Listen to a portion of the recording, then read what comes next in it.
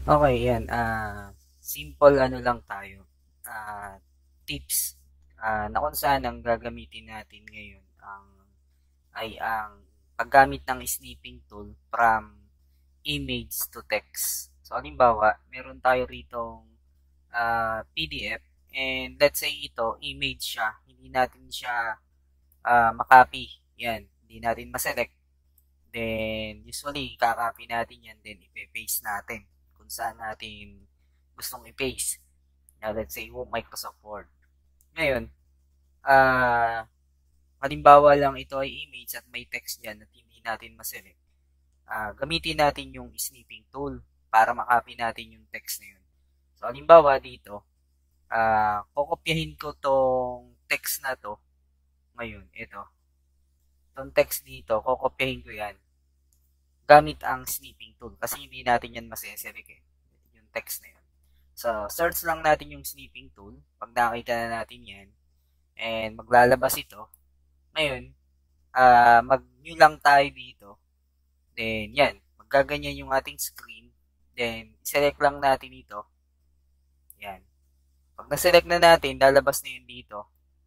Ngayon, sa snipping tool. So, ito ngayon, kung gusto natin makopy ang text na yan, i-click lang natin to. Ito nakalagay dito. Text action under ng snipping tool. Pag-click natin, so sabi niya dito, this image is too small. Ibig sabihin, hindi niya ngayon ma-read dahil maliit. Kaya usually, ang ginagawa dyan, dapat mapalaki mo muna yung mga kukopyahin mo. So, hindi naman todo laki. Kumbaga, nasa standard na 100% yung zoom in niya. Katulad nito, medyo isusum natin ng konti. Pero okay rin naman yan, makokopya din lang niya yan. Ito nga lang, hindi niya makopya ng todo dahil kuwan na siya, maliit. Hindi kayang i-read ni snipping tool. Pero, merong isang pwedeng makaread niyang text na yan and turo natin sa susunod. So, ito ngayon, ang gawin lang dyan para yan makopya natin, usually, ang gagawin lang dyan, i-paste mo lang sa, sabihin natin sa PowerPoint.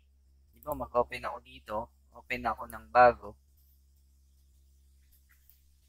Hindi naman totally PowerPoint pwede namang Word, depende kung saan. Then, i-paste natin tong text na to, saka natin palakihin, saka natin ngayon gamitin si snipping tool. Yan. Papakita lang natin na pwede siyang kopyahin. Yan. Tapos, pwede naman kopyahin. Makakopy natin image, then makukuha natin yung text. Yan.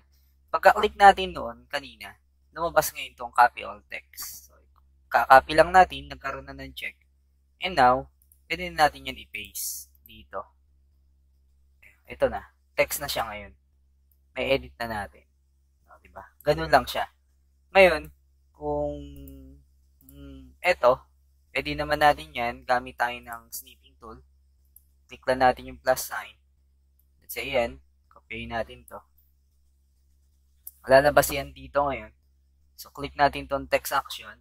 Papasahin niya yan. Then, kahit ganun lang yung zoom in nung image natin, pwede natin makopy.